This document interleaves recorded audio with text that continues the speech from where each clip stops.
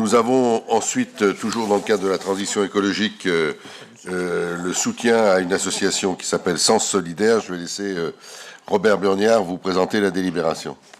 Oui, je remercie Mylène Sayet qui m'a proposé de présenter la délibération. J'étais présent lorsqu'on a accroché, on va dire, dans le hall de notre hôtel de ville, le travail fait par les élèves du collège Michel Servet, en lien avec un équivalent collège au Sénégal, en Casamance.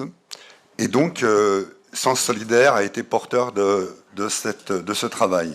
Il s'est donné, Sens Solidaire a été créé en 2004 à Nice et il s'est installé à la Cité de la Solidarité Internationale en 2020. Il a une annexe, donc. Il s'est donné pour objectif, cette association, elle s'est donnée pour objectif de sensibiliser le public à l'urgence de protéger les écosystèmes naturels et la biodiversité.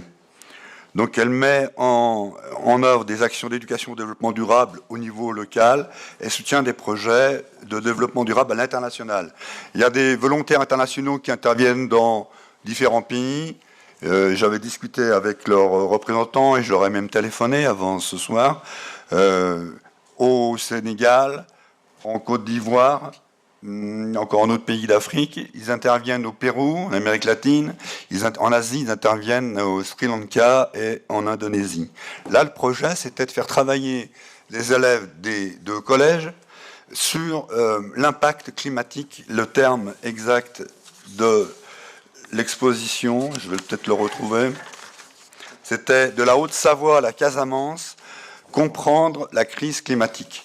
Et donc les élèves du collège Servet sont allés notamment à Chamonix, voir le plus grand glacier de notre pays, la mer de glace, qui malheureusement a dû régresser de plus de 2 km depuis le début de l'ère industrielle, et je ne parle pas de son épaisseur.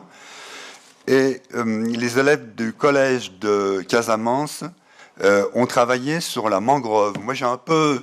J'étais présent avec Pascal Sauge, qui connaît mieux la mangrove que moi, parce qu'il a fait des pays où elle existe, dans les zones tropicales, subtropicales.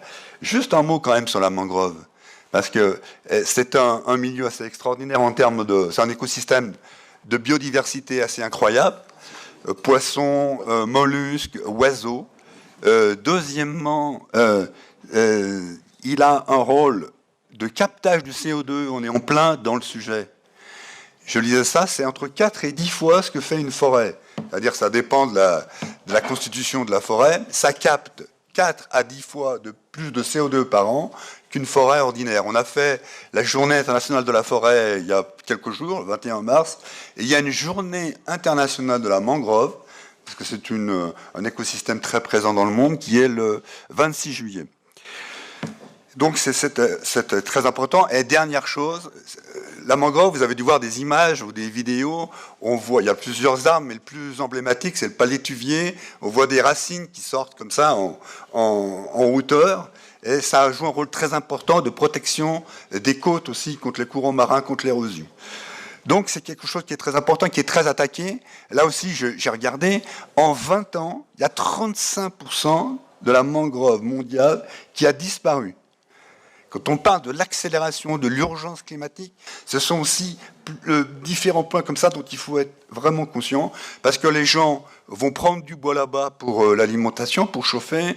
Il y a des usines, poissons, crevettes, qui détruisent toute la mangrove pour s'installer. Et donc, il y a une attaque de la mangrove qui est très importante. Donc, ces deux classes ont échangé du courrier, ont fait des vidéos, ont fait des quiz, et de l'exposition, on avait le travail des deux classes. Donc, c'est vraiment très intéressant.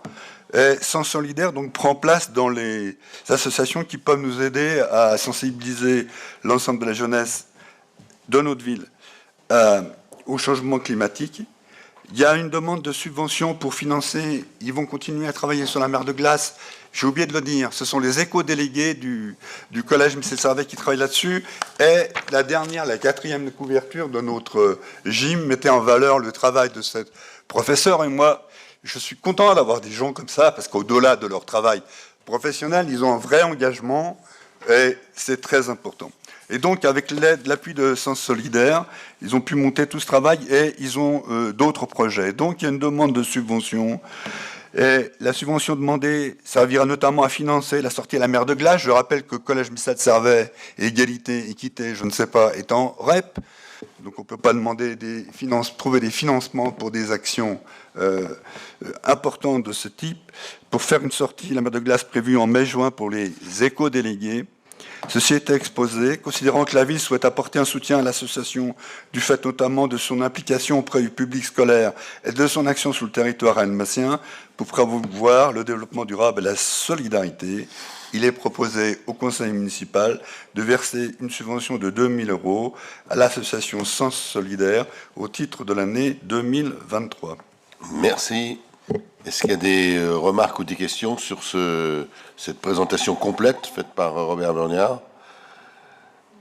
Est-ce qu'il y a des votes contre? Des abstentions? Merci.